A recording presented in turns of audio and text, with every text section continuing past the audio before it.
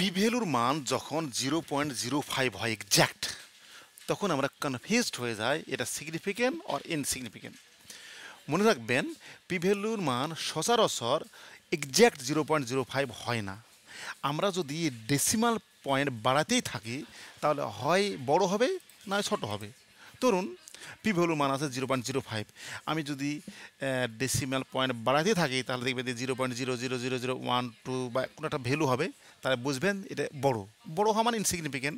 অথবা দেখা আছে যদি আমি ডেসিমাল পয়েন্ট বাড়াতে থাকি দেখবেন 0.04999999, তাহলে অবভিয়াসলি এটা 0.05-এর থেকে ছোট, তাহলে সিগনিফিকেন্ট। সুতরাং 0.05-এর থেকে যদি ছোট হয় তবেই এটা সিগনিফিকেন্ট, কিন্তু এক্স্যাক্ট যদি সমান হয় তাহলে এটা অবশ্যই ইনসিগনিফিকেন্ট হয়ে যাবে। সুতরাং মাথায় রাখতে হবে সিগনিফিকেন্ট তখনই বলবো যখন ছোট।